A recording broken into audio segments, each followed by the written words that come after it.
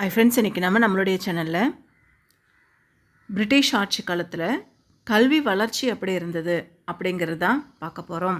நம்மளுடைய சேனலை சப்ஸ்கிரைப் பண்ணாமல் பார்க்குறவங்க சப்ஸ்கிரைப் பண்ணிவிட்டு பாருங்கள். பக்கத்தில் இருக்கிற பெல் ஐக்கானை கிளிக் பண்ணிக்கோங்க. அப்போ தான் அடுத்தடுத்து புது வீடியோஸ் உங்களுக்கு நோட்டிஃபிகேஷனில் வரும். வாரன் ஹேஸ்டிங் காலத்தில் கல்வியாளராக இருந்தது யார்? ஒவ்வொருடைய ஆட்சி காலத்துலேயுமே தனித்தனிய இலாக்காக்கள் ஒதுக்குவாங்க இல்லையா? அந்த மாதிரி கல்விக்கு யார் இருந்தாங்க அப்படின்னு வாரன் ஹேஸ்டிங் காலத்தில் பார்க்கும் பொழுது சார்லஸ் கிராண்ட் தான் இருந்திருக்காரு. அடுத்து 1813 வருஷம் பட்டய சட்டம் இந்திய கல்விக்குன்னு ஒதுக்கீடு செஞ்ச தொகை எவ்வளவு? ஒவ்வொரு காலகட்டத்திலையும் இப்போ 5 திட்டங்கள் வருது இல்லையா, அந்த மாதிரி ஒவ்வொரு காலகட்டத்துலேயுமே ஒரு அமௌண்ட் ஒதுக்குவாங்க எஜுகேஷனுக்காக. அப்போது அந்த மாதிரி 1813 பட்டய சட்டம் கொண்டு வராங்கல்ல, இந்த பட்டய சட்டத்தில் கல்விக்காக எவ்வளோ ஒதுக்கீடு பண்ணியிருக்காங்க அப்படின்னு பார்க்கும் பொழுது 1 லட்சம் ரூபாய் ஒதுக்கீடு பண்ணாங்க. எந்த வருஷம்? 1813. அடுத்து 1813 ஆண்டு பட்டய சட்டம் இயற்றிய பொழுது தலைமை ஆளுநராக இருந்தது யார்? எந்த வருஷம் இயற்றினாங்கன்னு கேட்பாங்க. அப்போது தலைமை ஆளுநராக இருந்தது யார் அப்படின்னும் கேட்பாங்க. அப்போது 1813 பட்டய சட்டம் இயற்றும் பொழுது தலைமை ஆளுநராக இருந்தது யார் அப்படின்னு பார்க்கும் பொழுது மின்டோ பிரபு தான் இருந்திருக்காரு. அடுத்து இந்தியர்களுக்கு ஆங்கில மொழி கல்வியை கொடுக்க வேண்டும் என தன்னுடைய அறிக்கை மூலம் சொன்னது யார் அப்படின்னா மெக்காலே தான் சொல்கிறாரு. மெக்காலே கல்வியாளர் இல்லையா, அவர் தான் கீழ்நோக்கி கசிதல் கோட்பாடு அப்படிங்கிற ஒரு கோட்பாட்டையும் சொன்னது யார்? மெக்காலே தான். எதுக்காக சொல்கிறாருன்னா, ஸ்கூல் லெவலில் நம்ம அவங்கவுங்களுடைய லாங்குவேஜ், அதாவது பிரிட்டிஷ்காரங்க பேசக்கூடிய இங்கிலீஷ் நம்ம கொடுத்துட்டோம் அப்படின்னா அடுத்தடுத்த ஜெனரேஷனுக்கு அது போகும். அப்படிங்கிறதுனால இவர் என்ன சொல்கிறாரு? ஆங்கில மொழியை கொடுக்கணும் அப்படின்னு சொல்கிறாரு. அடுத்து கேள்வி 187.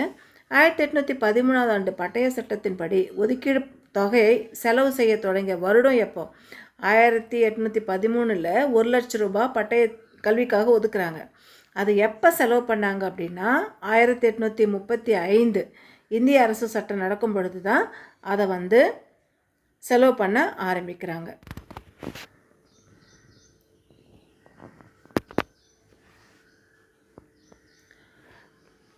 கேள்வி 188. பெண்களுக்கான பள்ளி எப்பொழுது எங்கு தொடங்கப்பட்டது? பெண்களுக்கான பள்ளி முதல்ல தொடங்கினது வங்காளத்தில் தொடங்குறாங்க. எந்த வருடம் அப்படின்னு பார்க்கும் பொழுது 1849 தொடங்குறாங்க. கேள்வி 189. கல்வித்துறை பட்டயம் அப்படின்னு புகழப்படுறது எது அப்படின்னா உட்சரிக்கையை தான் கல்வித்துறை பட்டயம் அப்படின்னு சொல்கிறாங்க. உட்சரிக்கைன்னு கேட்டாலும் கல்வித்துறை பட்டயம் அப்படின்னு கேட்டாலும் ரெண்டுமே ஒன்று தான். இந்த உட்சரிக்கை கல்வித்துறை பட்டம் ரெண்டுமே ஒன்று தான்.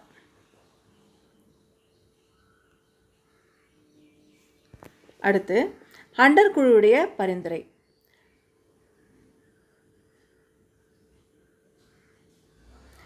ஹண்டர் துறை என்ன சொல்லுது அப்படின்னா எஜுகேஷனை ப்ரைவேட் கிட்ட கொடுத்தா இன்னும் வளர்ச்சி அடையலாம் அப்படின்னு சொல்லுது. அடுத்து 191. பொதுக்கல்வி இயக்குநர்கள் மாநாடு சிம்லாவில் எந்த வருஷம் கூட்டுறாங்க அப்படின்னா பொதுக்கல்வி இயக்குநர்களுடைய மாநாடு சிம்லாவில் கூட்டப்பட்ட வருடம் 1904 கூட்டுறாங்க. கேள்வி 192. கல்கத்தா பல்கலைக்கழகத்தினுடைய சீரமைப்பு பற்றி ஆராய்ச்சி பணிக்கப்பட்ட குழுவுடைய தலைவர் யார்? கல்கத்தா பல்கலைக்கழகத்துடைய சீரமைப்பு. இப்போ எந்த ஒரு நிறுவனமாக இருந்தாலும் கல்விக்கூடங்களாக இருந்தாலும் ஆரம்பிக்கும் பொழுது அதை விட அடிக்கடி ஆல்டர்னேட் பண்ணுவாங்கள்ல, அந்த மாதிரி சீரமைக்கப்பட்ட பணி நியமிக்கிறாங்களே, அதுக்கு தலைவராக இருந்தது யார் அப்படின்னு பார்க்கும் பொழுது மைக்கேல் சேட்லர் தான் தலைவராக இருந்திருக்காரு. கேள்வி 193. காந்தியடிகள் கொண்டு வந்த கல்வி திட்டம். என்ன கல்வி திட்டத்தை காந்தியடிகள் கொண்டு வராரு? வார்தா கல்வி திட்டம் அப்படின்னு சொல்லக்கூடிய ஆதார கல்வி திட்டத்தை கொண்டு வராரு காந்திஜி.